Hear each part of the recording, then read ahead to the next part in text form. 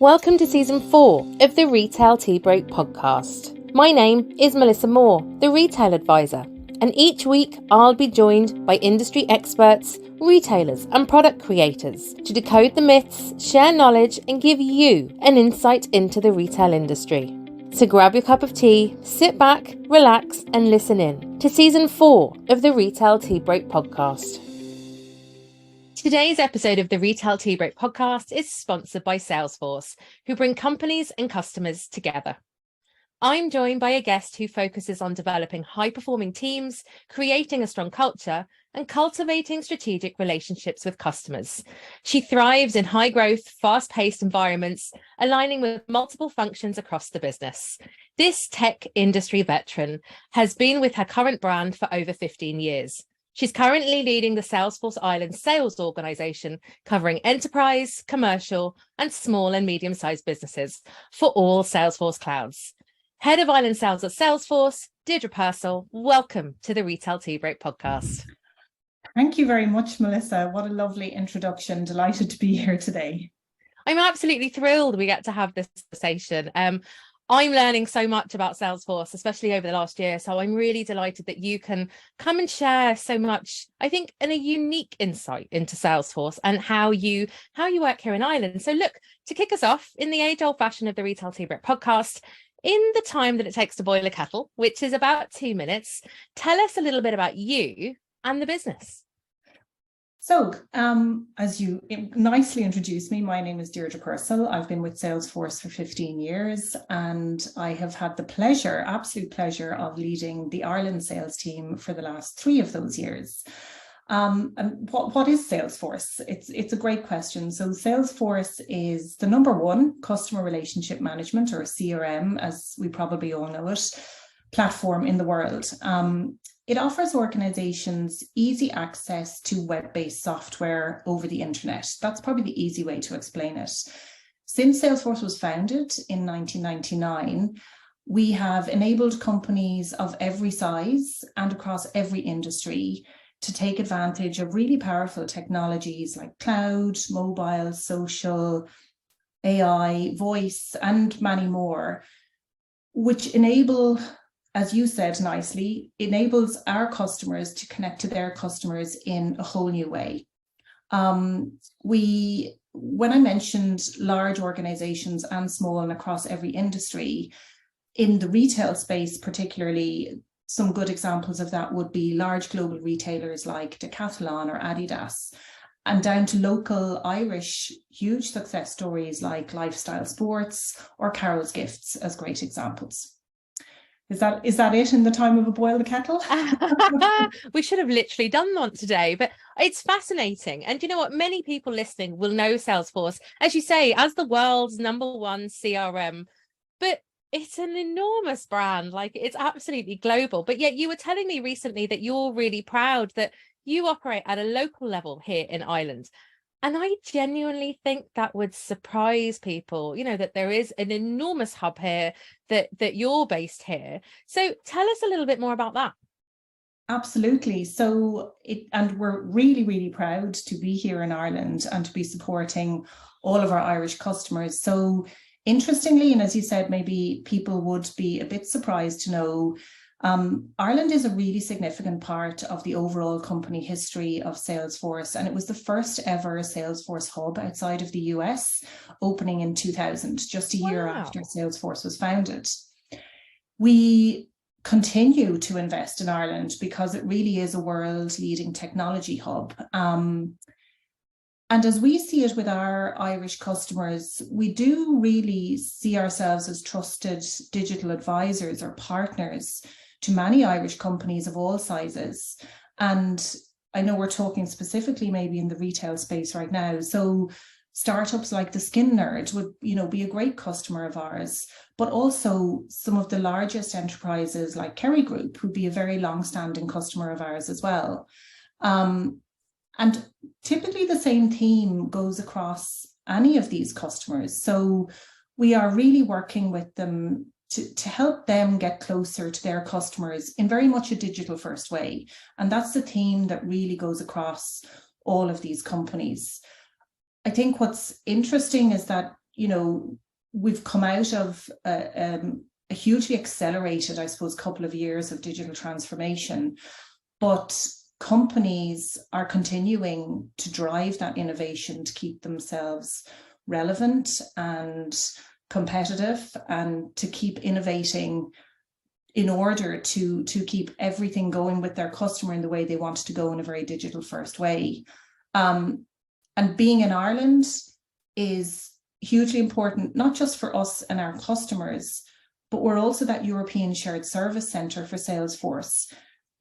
And we play a really crucial role in the company's growth and success across EMEA. So again, great for our Irish customers, but also very proud that we're one of the largest employee hubs globally. We have a hugely diverse talent pool of over 50 nationalities now. And we really earned some great accolades, like things like best places to work. We were third in that last year. And probably most exciting very recently, which I'm sure lots of people have seen on LinkedIn, because everyone is delighted to be sharing wonderful photographs of our new Salesforce Tower in Dublin. Yes. Tell us a little bit about that. So it was opened just last month in February. It's our new Ireland HQ. We have been looking forward to it and waiting for it for a number of years. And it's now going to be home to all of the employees in Ireland, which is great to have everyone just back in one location. And also really exciting to be able to share that space with our customers, with our partners, and with the local community at large. So yeah, we've been very excited over the last number of weeks to be hosting our customers there already. And I suppose it just gives us that ability to have such an amazing space, and we're really privileged, and we do genuinely, I suppose, feel that sense of pride that we have such a lovely space to bring our customers into, to be able to innovate, to be able to collaborate, to be able to have amazing technology to showcase not just what we can do, but what we can do with our customers, and have great workshops and things like that with them. So yeah, it's a very exciting time for Salesforce in Ireland. How incredible. I love that idea of this extra collaboration, do you know what I mean, with your customers, with each other in such a gorgeous building. And I suppose leaning into that then, you obviously have strategies there with your customers. And when we look to retail strategy, the big buzzwords this year, and I suppose on top of the fact you mentioned this whole idea of digital transformation, we talk a lot about loyalty, customer centricity, and hyper-personalisation. Salesforce seems to be leading from the front in this and genuinely helping retailers to succeed in these areas. Tell us a little bit more about that. So absolutely, in terms of what you've just said, we are very much at the forefront, we hope, of helping retail customers do as much as they can possibly do in order to build those really strong connected relationships with their customers. And I think it goes back to, before I get into maybe some of that hyper-personalization, it goes back to the Salesforce platform ultimately being that customer 360. And so if we think of the platform being the broad breadth of what I mentioned across all of those different technologies like mobile, social, but also across all of the different functions in your organization. So customer 360 in the word is really looking at the full scope of a customer journey, right from when you try to source new customers through to all of that sales cycle,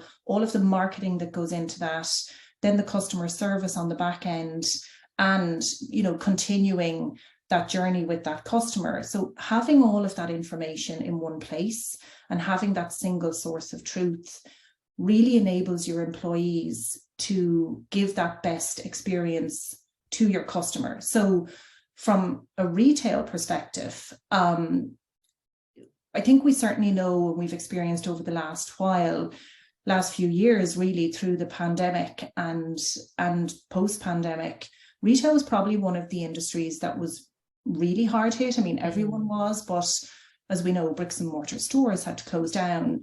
Many retailers would have had an online presence or an e-commerce presence already, which is great. Some didn't, or those that did felt that they needed to then boost that and bolster it and make it more effective and more efficient for their customers, and maybe wrap around things like really effective marketing. So it has experienced enormous challenge and disruption over the last number of years.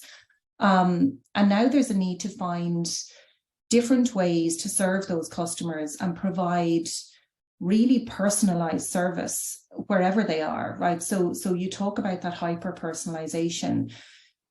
Us as consumers, you know, we have really high expectations now, and we expect everything to be immediate. So we expect the brands that we engage with to know who we are, to know how we like to shop. So whether that's in person or online, and we expect them to know who we are, whatever platform we're engaging with them on, whether it be on mobile, on social, you know, whether you like text messages or, you know, how do you like to be communicated with, and even down to when, right? So, you know, do I, Deirdre, shop online in the evenings most of the time because I'm busy working during the day? And do I expect those brands to know that and understand it and engage with me in that fashion? Yes, I do.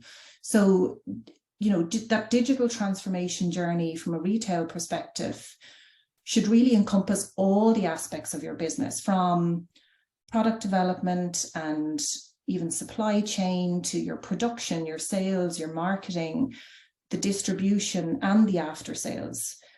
And if you're able to encompass all of that in one platform, in that you have that single source of the customer. So, you know, I know Melissa across all of those different parts of the organization, and there's only one of you, and we know exactly when you have bought, what you have bought, what issues you had, what you returned, and all of that is actionable, and your employees can see all of that information.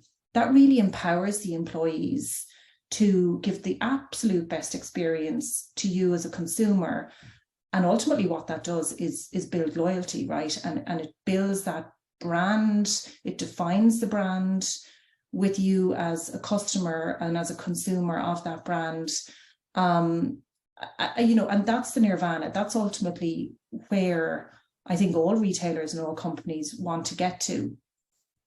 And there are really two, I suppose, main ways that we work with retailers if we simplify everything that I've just said, and that's helping retailers unlock the data, right, and use the insights. Oh, it's massive. We're rubbish at it, and I'm going to get, you know, I'm going to get killed for saying that out loud. But we're great at gathering data. I think we've got really good at that over the last few years. But we're absolutely rubbish at reading it and therefore strategically using it to get better. That's, you know, and it's easy to say, okay, yeah. But being able to unlock that data and use it to create insights sets companies up for absolutely future success, because you're using the data to make informed decisions. It's kind of as simple as that in one way. So if we break all of that down, whether, you know, so what I've just mentioned, and that's that nirvana of having that absolute end-to-end scale of your business and being able to access the data across all those touch points. You know, many companies will maybe never get there, and they're very successful. But even on a small scale, and this is going back to, you know, small retailers using Salesforce, even if you're only using one of our clouds, let's just say Sales Cloud, and we use the term cloud obviously in that analogy all of the time, but that's the, like, let's call it that basic CRM where you have your customer information, their name, their address, their details, their email. Maybe you have some information about how you're interacting with them, whether it's through email or, you know, maybe you might know that they're on Instagram.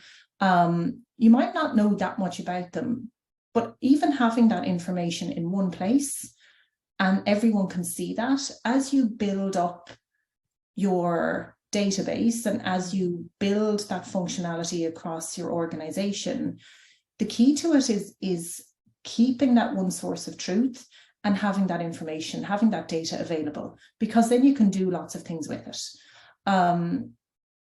But ultimately, from the retail, again, back to the retailers for a moment, what what really that does is enables you as a retailer to deliver a really connected experience. I mean, that's that second thing. So one is unlocking the data. And with that data, how do you make that actionable? So you ultimately want to use that to deliver a really connected experience by understanding your customers' wants and needs and to be able to serve them in the right way. And you want to be able to do that kind of no matter where their location or whatever channel they're on. And that's really what the platform ultimately can do for you when we think about, retailers and really understanding their customers and potentially even their customers' customers, because in a retail world, it can also be B2B to an extent, although we always typically see it in that B2C world. So I mean, that's how I would sum it up in some ways around that loyalty piece, being completely obsessed with your customer, around that customer centricity and that hyper-personalisation. It makes a lot of sense that you're fully looking after the customer, as you said, across all platforms, day or night, 365 days a year, it's all about them. But I suppose then, if that's the customer's aspect, or that's the way the business can view the customer and mind them, what does it do for the business? And the reason I ask this specifically is I've heard you kind of describe or talk about Salesforce using Lego, bizarrely enough, using Lego in the past. So take us through how it actually works, I suppose, looking internally for the business itself. Okay, and that Lego analogy, I know I've used it before, and sometimes it's a good analogy because it really breaks down what, me being used to Salesforce and talking about Salesforce regularly, we understand it. And sometimes I know it can come across maybe somewhat complex. So Lego bricks is a very simplistic way to think about Salesforce, to your point, inside the business. So if you think of your Lego board that you build your Lego on with your kids, or maybe you do as adults as well, that's the underlying platform, right? That's where all your data sits. That's where we have all of our layers of security. Everything that Salesforce looks after is in that foundational piece, let's call it. And that's what comes with Salesforce. When you literally just say, okay, I'm going to look at Salesforce, I'm going to talk to them about maybe setting up our sales team. It might only be 3 people or 4 people on Salesforce. What do you get? So you get that underlying platform, and that's your foundation. And then if you think about Lego bricks, your first Lego brick is your Sales Cloud. And we're going to set up 3 people on Sales Cloud. We're going to import all of our customers that we have right now in Excel, because we do certainly talk to plenty of companies that still use Excel or different small point solutions, which are perfectly fine and effective to start you on your road, particularly if you're a really small startup just setting out and getting on your journey. But then you do at some point go, okay, I need to be able to, and it's back to that, I need to be able to do more with this information, right? So bring your information from Excel into Sales Cloud and you start working. You're in a CRM then, right? You're understanding your customer, you're communicating with them through the CRM, or you integrate your Outlook or whatever email you're using into Salesforce. So that's your first Lego brick. Then a number of months later or shortly after, you decide, okay, I have 2 people in customer service, and how do I now start building that journey of the customer through I'm interacting with them, I'm selling to these customers, now they have an issue. So you want to track that, and you want that information, again, to be that single source of truth under my customer, Melissa, but Melissa has an issue and now we're going to deal with it. So all of that information maybe sits in a different department with a couple of people, but it's all visible or not. You can decide on your security rules, and that's your second Lego brick, and so on and so on. So typically it would be sales, then service, then marketing, or all of those bundled together in a nice small package. And then you can start building from there and get, it can be as complex as you like. So as we know, the really, really biggest global organizations use Salesforce at a very integrated way, integrating also to ERP systems, to other back-end systems. Also, that integration piece is really important, particularly in larger organizations, because they might have information that's really, really useful, but sitting in siloed systems. So using MuleSoft, for example, or other connectors to bring that information into Salesforce and again, unlock it, right? So unlock it and use it and bring it into Salesforce and be able to action it is just so critical. So the Lego bricks is just an analogy of how you can build up the use of Salesforce, and it doesn't have to be a massive implementation or integration to any systems at the beginning. That's why so many small and medium companies do actually use Salesforce, which again, potentially is a little bit of a myth that Salesforce is typically just enterprise software. Yes, we say we're in enterprise software, but the beauty of that is it can be used at any size of organization. And as we know in Ireland, our SME world is really, really strong. We have so many SMEs in Ireland. It's a huge part of our customer base. It's really great to hear as well that even that smaller customer can really utilize what you have. So as then, if you start off coming to Salesforce and you are that small business and, you're growing, you're expanding, or as a retailer, you might open another location. By the sounds of it, then Salesforce will grow and expand with them. Yes, exactly. So just like the Lego bricks analogy, if you start on Salesforce and you start small, because as well it's cloud-based, right? So there's no servers, we take care of all of the maintenance, the upgrades, all of that happens in the cloud. So if you decide to open up whatever it might be, you open up in another location in France and you're based in Ireland or in the UK or wherever it might be, it is literally as simple as adding on a user. They have their user ID and password, and they have access to all of the information that you want them to have access to.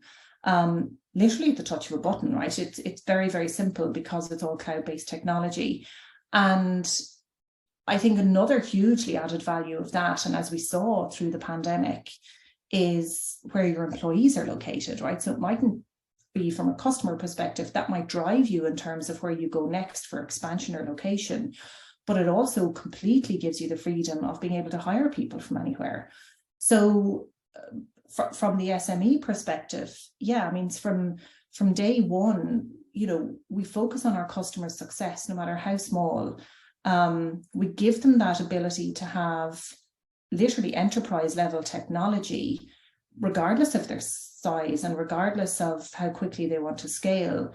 And because our model is that software as a service model, our success is completely based on our customer success.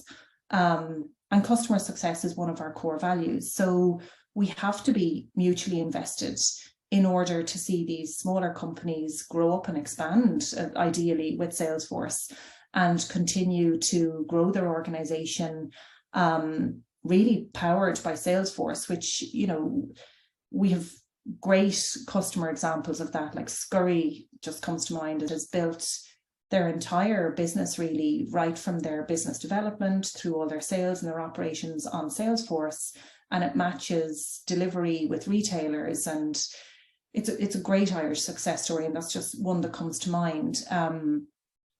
But we use this other analogy for small businesses where they have this kind of blowfish effect, right? So it enables them to also compete in a completely head-to-head with larger competitors because they have embedded the right solutions into their organization early. And if you think about a retailer that might be small, right? They might be small in terms of the number of people, but their reach can be absolutely enormous. And they, some retailers can be really, really successful without having a huge amount of people working for them or a very big workforce. And I think that's key to this, is that again, it's leveling the playing fields almost.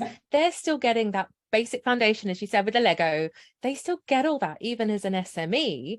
And you're still able to help and support them to almost catch up or play with the big boys, as I often call them on the podcast. It really levels everything out for them. It really does. And it's back to that, in enabling your employees to have the best technology at their fingertips to give their customers the best experience. And having, again, back to the data, having the data to be able to make those really informed decisions of where your organization is going to go next. So it mightn't all be based on the data, but an awful lot of it is. And that really does bring in, as you said, playing with the big boys, that feeling of any organization can compete with really large organizations when they have that powerful technology to enable them to do that. That's incredibly, and I suppose then it almost circles back round. You can build your strategy because you're able to compete. It links in then, I suppose, with the internal side of the business, as we've talked about, that incredible external customer centricity as well. And it's just a really fascinating platform that, again, based here in Ireland, you have that incredible new Salesforce tower, which looks amazing. I must say, I've had a look at the pictures and it looks incredible. So I suppose final question then, really, what's coming up for you and the team in Salesforce over the next few months? So first of all, I'll say, Melissa, you'll have to come and see it soon, right? Oh, I think there's a date in the diary, which I think it's just after this drops. So I'm very, very excited to come and see us all. We'd be delighted to show you around. So what's coming up next? Certainly from a technology point of view, we very recently, just in the last couple of weeks, announced Einstein GPT, which is the world's first generative AI for CRM. So this can be a little bit mind-blowing, but as we've seen GPT come out recently and all the power of it and all the things it can do, in Salesforce, it's going to deliver AI created content across sales, back to our analogies of our sales, our service, our marketing, for e-commerce, and generally all IT interactions. So, for example, it will generate personalized emails for retailers to send to their customers. It'll be able to generate specific responses, for example, for customer service issues. And what that will do is, for me, thinking about that from a productivity perspective, it's going to hugely increase productivity within organizations and also streamline in terms of, what's best practice in terms of how we actually interact with our customers and what we're saying. And I think that's a really interesting angle to it as well. And then for things like landing pages or marketing or content, it can generate that targeted content for marketers to ultimately increase that campaign response rate. So they're just some examples. I mean, I think it's a really, really interesting area of where we're going to see massive innovation over the next while from lots of different organizations. But for us, that's the latest that has just been announced. And also obviously our tower, right? And how we begin to settle into that over the next number of months and enjoy it for ourselves and our customers and our partners and the community, as I mentioned earlier. So yeah, so it's a very exciting time in Salesforce. The Ireland team is in a great place, and yeah, just very excited to continue to serve our customers and bring them on their journeys and make them really successful. It sounds so exciting. And I think my big takeaway certainly from today is the fact that it isn't just the big players, because again, I think that's where you're linked. It's this wonderful realization that you are there for the small and medium-sized enterprises. You already have them on your books. You're well used to working with them, but also watching them grow. You almost sounded like a proud mammy in that respect, that as these companies grow, that you're there with them, supporting them, which is it's wonderful. And it's really, as you said, it's what retail needs coming out the back of COVID now. It's best put forward, whether that's with the online, whether that's the physical and the mix, and that you're there every step of the way. Yeah, we are proud, and yeah, we love to build these great relationships with our customers where we do really see them grow and develop, and they can go on to become some of the, the biggest organizations. Like Revolut is a great example, right? So they started as a really small fintech a number of years ago, and look at them, right? So those and lots and lots of others. And Ireland is such a hub for this great startup environment. We're hugely supportive and very excited. Good stuff. So am I. Well, look, thank you again to Salesforce for sponsoring today's episode. And if you've enjoyed the podcast, please like and share it. Connect with myself and Deirdre on LinkedIn, or follow Salesforce Ireland and the Retail Advisor across social media platforms. And I'll obviously pop the link to Salesforce Ireland in the show notes.